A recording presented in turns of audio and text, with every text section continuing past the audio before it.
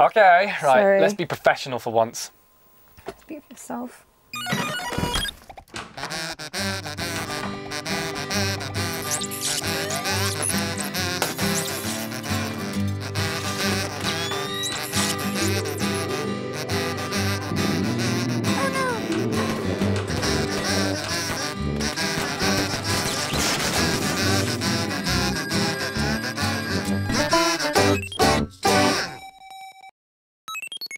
Hello and welcome to Game On, the show that thinks it's so good it likes to retweet itself. A little joke there about microblogging. Dan, give it up. I will always have more followers on Twitter than you. You mean like those guys in the bushes? No, those are stalkers. I said followers. Tomato, tomato. Coming up this week. We say happy birthday to a spiky blue ball. What's new, pussycat? Whoa, whoa, whoa, whoa, whoa. LA Noire delivers extra crime in a handy downloadable format. And we're going down Alice's rabbit hole for a Return to Madness preview. Daniel Smith, shame on you. First, somebody has a birthday coming up. I do love a good birthday, mainly because of all the cake. Well, this cake would probably be made from leftover cat food and insects because it's for a hedgehog. Yes, Sonic turns 20 later this month, which is quite an achievement for an animal more commonly associated with roadkill. To celebrate everybody's favourite blue-haired rodent, Sega are releasing Sonic Generations later this year, and we had a chat with their CEO, he's called Mike Hayes, to find out just what has given the Sonic games 20 years of appeal. I think it's a combination of the iconic status that Sonic certainly had when it was first released, because it was kind of the Call of Duty of its time, with the speed and the adventure. Sonic, the Call of Duty of its day? Well, come on, imagine the world's fastest hedgehog sprinting quicker than the speed of sound, but with an M16. Genius. Sonic Generations will be set across 3 defining eras of the Whiz Kids' history. And you'll have a chance to play as classic Sonic and the rather more gangly modern Sonic, who, despite his longer legs and therefore clear running advantage, is still matched by his classic counterpart. You know, you're about as cool as Tails.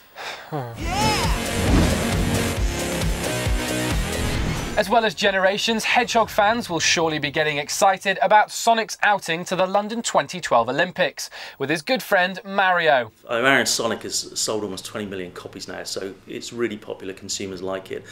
I think the London game will clearly be the best that we've produced. 20 million copies, no wonder they're such good friends. Little known fact, all mustachioed Italian plumbers love hedgehogs. Really? Seriously, Luigi hangs out with Mrs. Tiggywinkle all the time.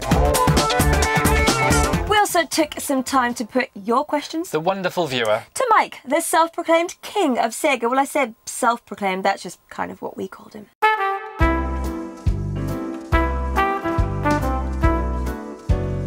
If I had $1 for every time that question was asked, but there is no plan to make any more hardware. Sorry, we can't say. Sorry.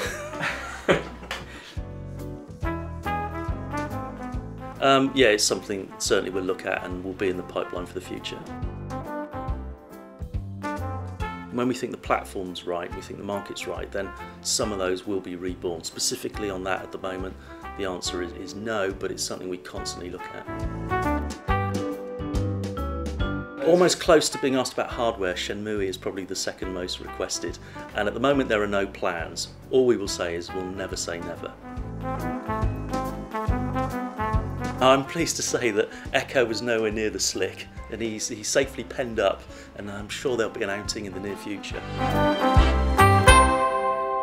Some shrewd business-like answers there from Mr. Sega CEO, which got us thinking.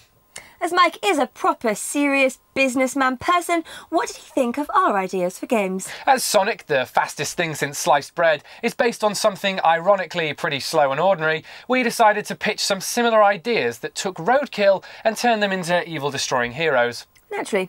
Like the McNutberries, a family of squirrels who say enough is enough and strike back at cars on the motorway, taking inspiration from Gears of War and Mario 64 at the same time. That's a good idea. I kind of like the human angle, but you know, you're talking rodent and rodent. You know, it's probably animal-wise not too far away from what a hedgehog is already. So nice idea, but probably a bit samey. Okay, that didn't win him over, but how about Percy the Pigeon? A British spy who could give James Bond a run for his money. I like that because a bird action will give you probably more 3-dimension being in the air, so that's kind of interesting. You can do more with that from a game point of view, so good thinking. Only problem is nowadays you really have to make a game that appeals worldwide. So UK spy, you know, pigeon, it's sort of probably got too much of a British bent to it. We probably need to at least make him American to try and make that popular worldwide. Ah, we're getting closer. Well, we saved the best till last and suggested Badger of Honour. The first FPS game to star one badger. Bobby's secret weapon is spreading TB. I like that. That's pretty, you know, you can see the packaging, you can see the advertising now. Interesting idea, you know, different kind of animal. Maybe again, badgers associated with the UK a little too much, but I think that might have some legs, albeit them short and furry ones. We have a winner! Expect Badger of Honour sometime in 2013. Disclaimer, this game is not real. Well, in an attempt to compete with Badger of Honour, we gave Mike Hayes, Sega CEO, a chance to try his hand at the hard sell. 30 seconds to convince us that Sonic is not just the fastest, but also the best. No deviation, hesitation or repetition. Here's how he did. 2011 is Sonic's 20th birthday, and we celebrate that on June the 23rd. And in celebration, we're launching Sonic Generations later this year, which is a mix of old and new Sonic. And as well, we're proud to announce that we have Mario and Sonic at the London Olympics. So it's going to be Sonic's year, and it's going to be a great year. And enjoy his birthday with us at Sega. Oh, you had 11 seconds to spare. Oh no. Also, you said the word Sonic a lot of times. Oh, come on. I let you off. Now, in the words of Tom Jones, what is new, Pussycat? Well, to answer Mr. Jones, the Welsh crooning sex bomb, lots is new in Arkham anyway. As if the chance to play as the Caped Crusader wasn't enough, Rocksteady have revealed this trailer showing Catwoman as a playable character in the upcoming Arkham City. And it looks like, as well as being a mean, lean fighting machine wrapped in leather, Selina Kyle, Catwoman's alter ego, is also a champion limboer.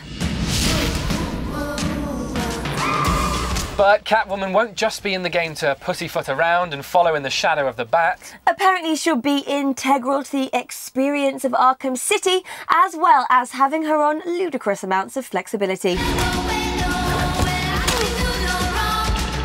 Catwoman will also have her own missions that don't revolve around being a hero of Gotham. Like getting rid of the mouse problem.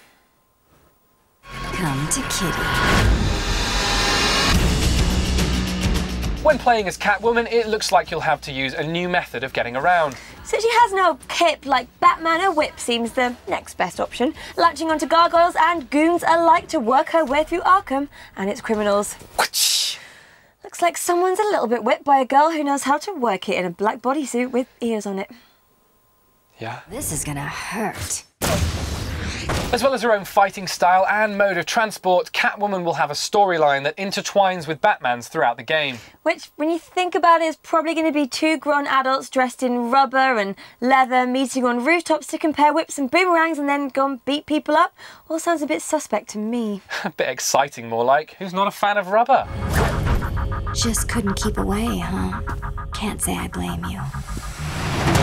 Well, hopefully the move to make the feline wannabe playable will pay off and she'll be the perfect addition to the game. How long have you been waiting to crowbar that one in? Sometime. I tried at the beginning, but... What's the matter? Cat got your tongue? There's still work to do here in Arkham City. We're expecting to hear even more about Arkham City at E3 and the game will be out in October this year.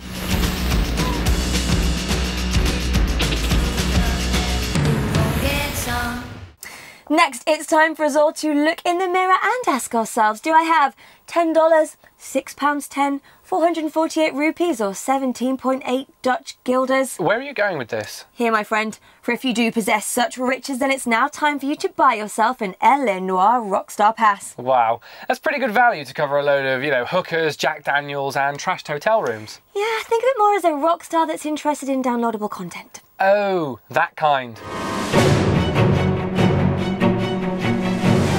You knew the car was dirty. So, the new pass gives you access to 7 new pieces of Noire DLC. No Jack and Whores. Forget about the Jack and the Whores. Instead of getting you drunk and in trouble with your girlfriend, this pass will allow you to download content as it arrives on the PlayStation and Xbox networks, including 4 unique cases, 2 detective suits, and a collectible challenge. Julia Randall was found dead this morning. Why can't I just buy them separately as they become available? Because you can't. But why? Well, you can, but it's more expensive. Okay, I'll be quiet now. Please do. Also, we've been talking about Noire for far too long without... My head is happy. Anyway, let's have a proper look at a few of the new cases.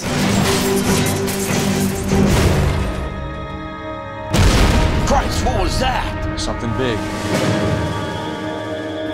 LAPD, hands up! Okay, moving on. And finally, we got a chance to enter the world of the insane this week. Well, I'm there most evenings. And have a go on Alice, Madness Returns. Let us just say, never before have we been so scared of a little girl. Oh, man up, it wasn't that scary. Really? Look at this.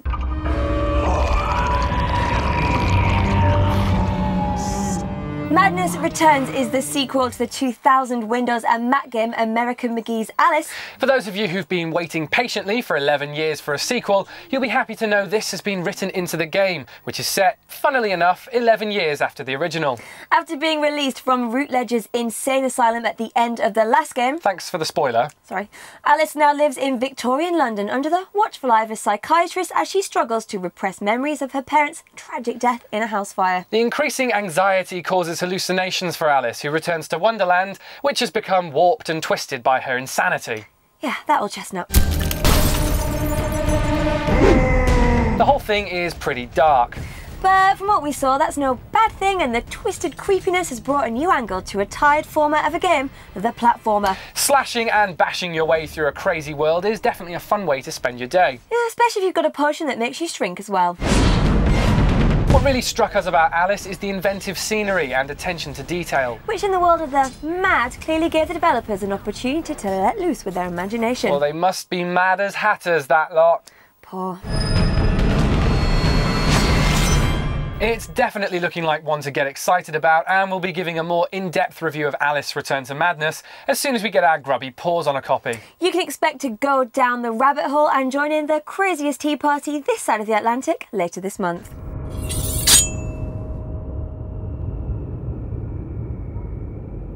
Well, that's all from Game On for this week.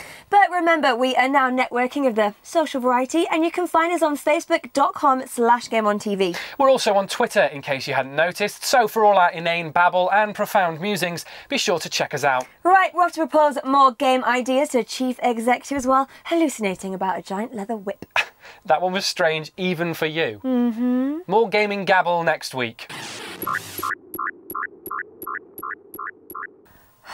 Working me like a mule. Hello and welcome I was picking my nose, don't. Classic. We need the hats. I know.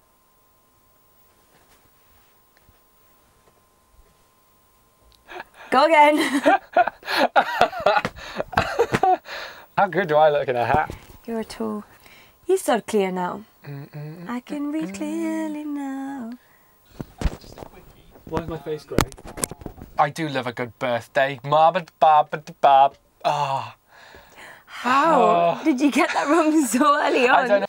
Modest. What does that mean? Tails is cool. Is that your Sonic and I'm Tails? Oh, I don't want to be too mean to you. It's fine. As well as Generations, I genuinely can't read sometimes. A British spy. No Devitation. Ah! Devitation's not a word. I was thinking of levitation. Why? Because I want to fly. No Devitation. Deviation. Deviation, repetition, hevitation. Oh, you are the worst person ever. I am. It was me that forgot how to speak. Yes. We have a wiener! You are the worst person in the world. Yes. Ugh! Nailed it. Super. That wasn't going well. Really? Yeah. Thank you for your astute criticism and review. Sorry, I thought you were going to go with the last line. No. Oh. Sorry, my mouth was open. I was like, sorry, bar check. We are out of here! Come closer. to a class. The show that thinks it's so good. You mean like those guys in the bushes? I want some more tea. I want some more tea. I want some tea from my teacup. It's my tea from the kitchen. You ain't got no tea. You're the worst. You're the worst person ever.